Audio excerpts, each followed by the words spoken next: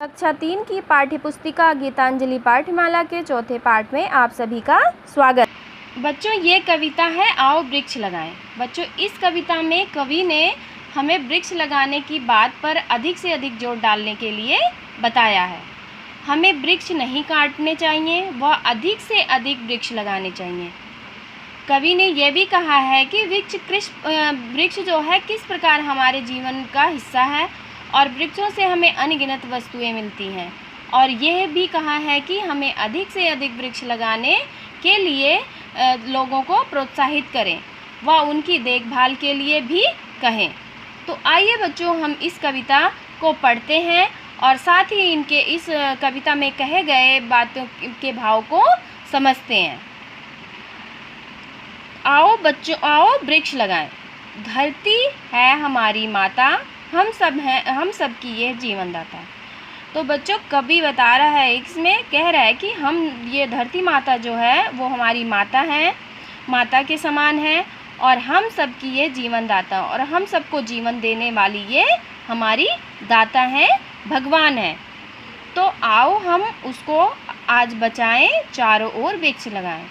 कवि कह रहा है कि तो आओ मिलकर हम इस धरती की माता को बचाएं और चारों तरफ वृक्ष ही वृक्ष लगाएं। जब कटते हैं जंगल तो होता है बहुत बड़ा अमंगल। बच्चों, कवि कह रहा है कि जब जंगल कटते हैं तो उस समय बहुत अमंगल होता, अशुभ होता है, बुरा होता है। सावन सूखा रह जाता, बिन वर्षा तरसे कणकण। और सावन के महीने में भी सूखा पड़ जाता है और बिना वर्षा के तरसे कणकण। और बिना वर्षा के प्रत्येक चीज़ जो धरती पर है वो वर्षा की वजह से तरसती है। तो बच्चों, अगर सूखा पड़ जाएगा, बारिश नहीं होगी, तो उस समय हमें खाने के लिए भी कुछ प्राप्त नहीं होगा। तो सबसे ज़्यादा वृक्ष, अगर जहाँ पर वृक्ष नहीं होते वहाँ पर वर्षा नहीं होती है। तो इसीलिए कभी हमें वृक्ष लगाने के लिए प्रोत्साहित करने की बात को कही है। हरियाली सब ओर छा जाए, आओ वृक्ष लगाएं। बन सूने वीरान पड़े हैं, कोयल मोर हमसे विछड़े हुए हैं। हरियाली सब ओर छा जाए। बच्चों, कवि कह रहा है कि हम मिलकर इतने वृक्ष लगाएं कि चारों तरफ हरियाली ही हरियाली छा जाए। बन सूने वीरान पड़े हैं, और कह रहे हैं जो बन सूने पड़े हुए हैं, वीरान पड़े हुए हैं, सुनसान पड़े हुए हैं, वो भी हरियाली से छा जाए। कोयल मोर हमसे विछड़ रहे हैं, और वन के ना होने से कोयल मोर ये सब जो है हमसे बिछड़ रहे हैं। घर से बेघर पंछी सारे भयभीत हैं बेचारे। और सभी जो पक्षी हैं वो घर से बेघर हो रहे हैं और सारे भयभीत हुए हैं, डरे हुए हैं। पर्यावरण को स्वच्छ बनाएं, आओ बच्चों वृक्ष लगाएं। आओ बच्चों, हम मिलकर पर्यावरण को स्वच्छ बनाएं और मिलकर हम वृक्ष लगाएं। कवि कह रहा है कि हमें सारे मिलकर वृक्ष लगाने चाहिए और अपने पर्यावरण को शुद्ध रखने चाहिए। बच्चों, ये भी अगर वृक्ष नहीं होंगे तो बारिश नहीं होती है, और वृक्ष नहीं होते हैं तो जब अगर तेज़ बारिश होती है तो बाढ़ का खतरा होता है। और वृक्षों से ही वृक्ष जो हैं बाढ़ के खतरे से हमारी देखभाल करते हैं, मिट्टी के कटाव को रोकते हैं। तो इसीलिए कवि ने कहा है कि हमें वृक्ष लगाने चाहिए। और वृक्ष के ना होने से वर्षा भी बहुत कम होती है, और वर्षा कम होती है तो अनाज भी कम पैदा होते हैं। तो इसीलिए हमें वृक्ष को लगाने के लिए कवि बहुत ज़्यादा प्रोत्साहित कर रहा है। तो आइए बच्चों, अब हम आपके गृह कार्य की तरफ ले चलते। बच्चों, इस कविता से हमें यह शिक्षा मिली है कि हमें अधिक से अधिक वृक्ष लगाने चाहिए। तो सबसे पहले आपका है गृह कार्य में शब्दार्थ। शब्दार्थ में है अमंगल, अशुभ, बुरा।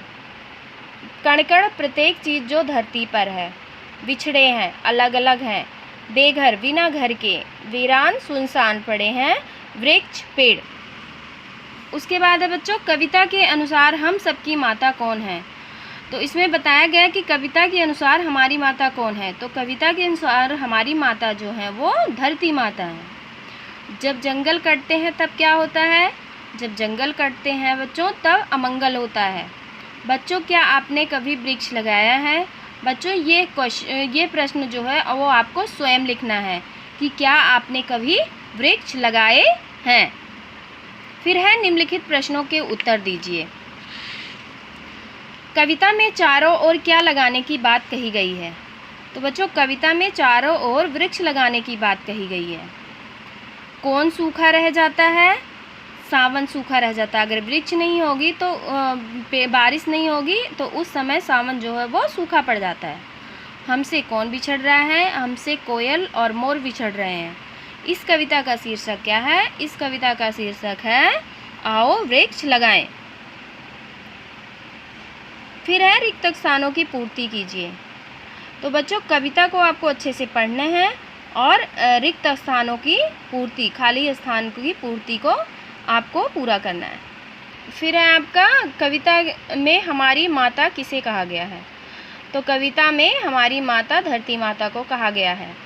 जंगल कटने पर क्या होता है? जंगल कटने पर अमंगल होता है। कौन घरों से बेघर हो रहे हैं? सारी पक्षी। धरती हमारी जीवन दाता होती है। सही। हमें सभी वृक्ष उखाड़ देने चाहिए। गलत। वृक्षों के चारों ओर हरियाली फैलाती है। सही। वृक्षों के बिना सारे वन जो हैं वो वीरान पड़े हैं। सही। उसके बाद है बच्चों मिलान कीजिए।